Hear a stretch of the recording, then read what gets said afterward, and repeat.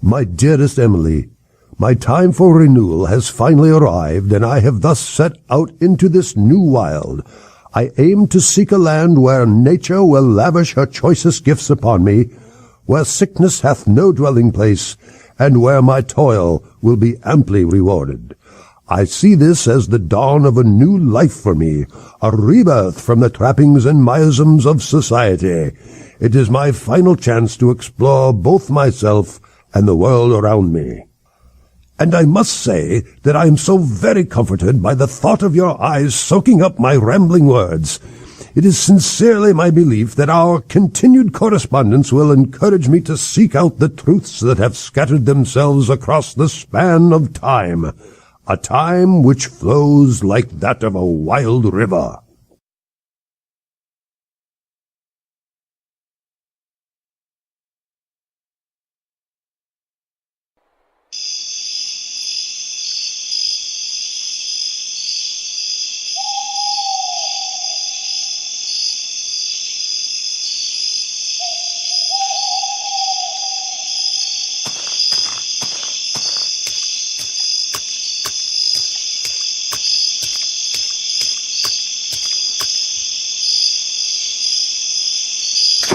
I have grown much more weary in these past months, and my ailments continue to elevate in discomfort to a level in which my constitution can no longer bear.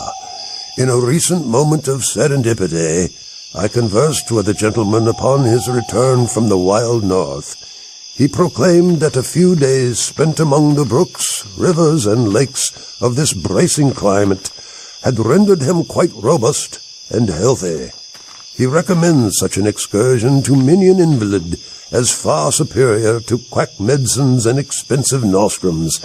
I now plan to seek out and settle in a clime as he described, praying for the similar transformative effect to bestow itself upon me.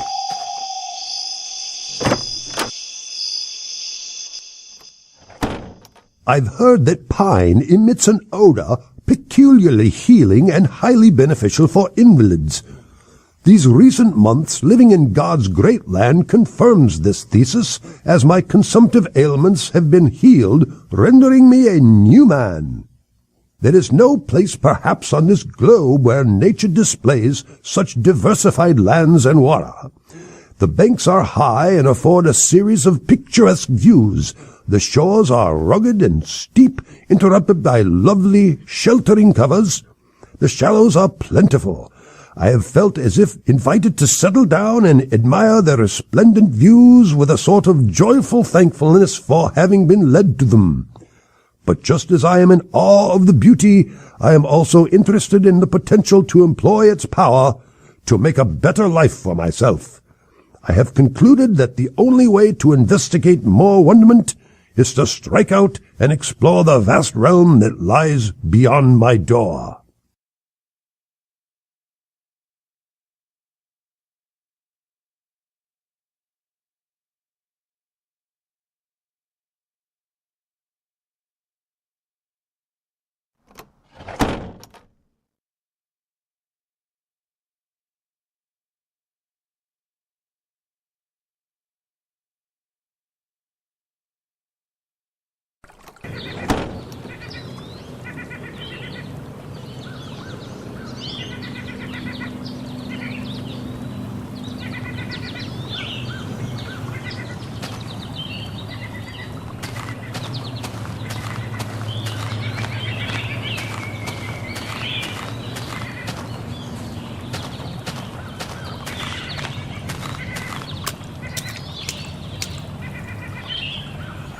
I've overheard that the Northwest Company has brought 56 kegs of alcohol for trade with the savages this year.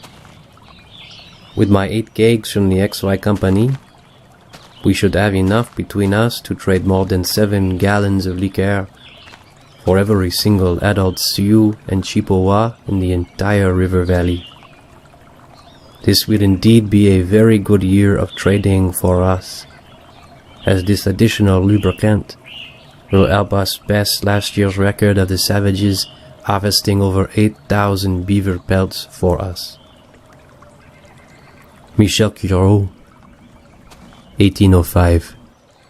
Agu gichi mokumanug, when G we degamanung, agu ashkanawig, gichi gagi barziwag. Wewib igu, ije bonendanawad, wiganish you, ogikino, amago winama wenin, inu, gichi aya aminanin, waya benda ikawad, pi dash, kiwenjia, niboa. Inu ogokino amagowinan, dawin, gida ijinasiman. Gigit sa tawanamiwag igu, hojibweg, minawa gawin awiya. Oga gikeni masiwan, winesh, inawe mawat, winawa. Migdash, zagaswe edi winanawag, iu, ojishkade manan, bisho iu. Chibikong, gigagige ishi atawe igewad. Gichi weshkin, 1820.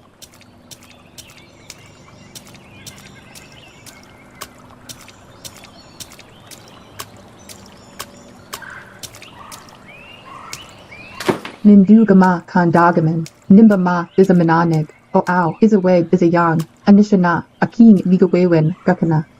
Mish adawe winawanag, minawa, gichi mukomanag, azagwa, oma, gashkatuwad, anje is a chigayang, minawind, ego, ow, a king.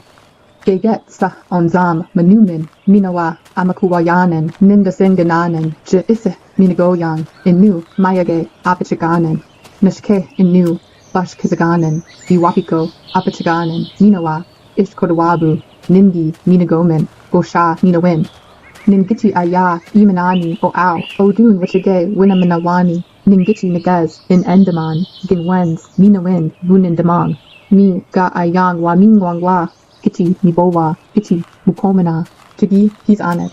I Ikadowag, Agawe, Gichi Ayaik, Gimama, Gonamani, Gichi, Mukomana, Giwe Aki. Ginawin, Je, Minagoyang, Giche, Manadun. Nima, Migwe Bajikwe, 1827.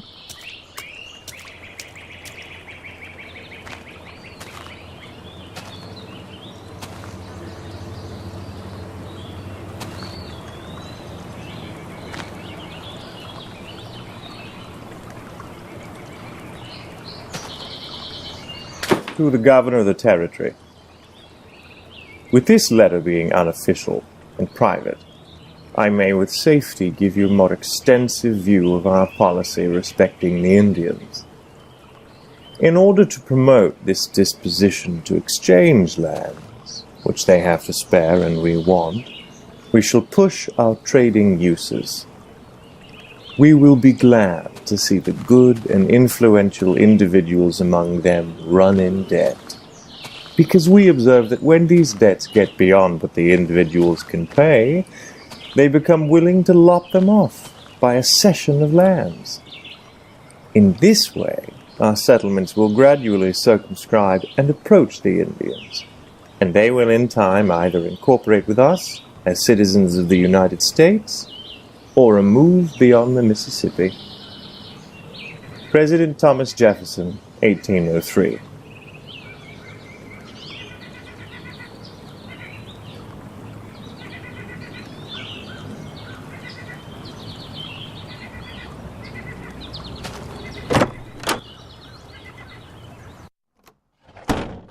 This has been a most prosperous season of bounty, as game was everywhere.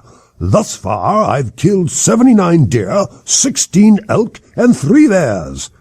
I've also caught more trout than I can count with the aid of both hooks and large scoop nets.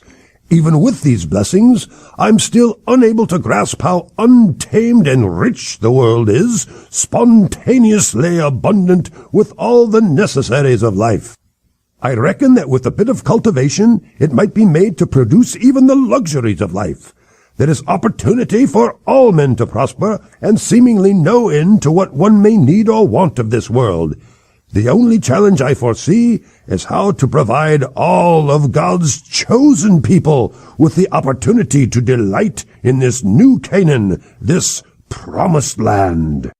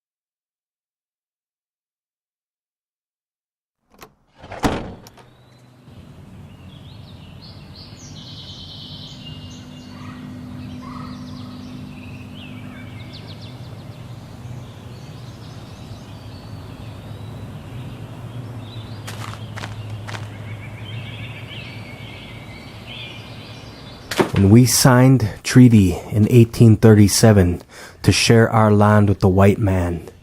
We said that when our grandchildren grows old, we will once again return to this land. But now, the great Father beyond the mountains forbids us to even hunt or fish on these lands.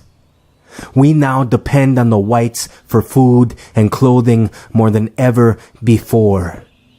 The wild rice, elk, and beaver are gone, replaced by gunshots, disease, and Ishkote Nabiguan, those monstrous fire vessels belching up smoke on the river.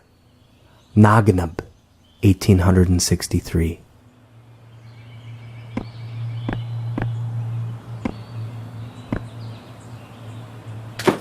How gay a time it has been traveling up the river on this stern wheeler of considerable prowess.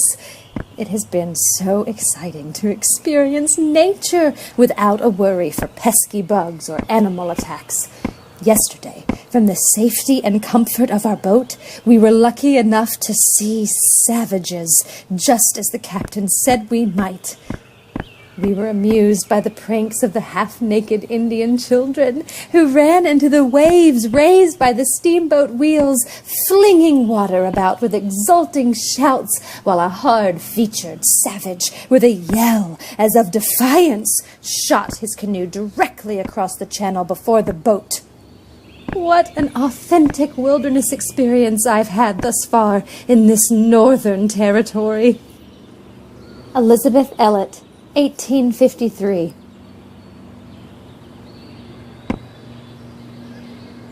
What a pleasurable time me and the boys have had this week on the river.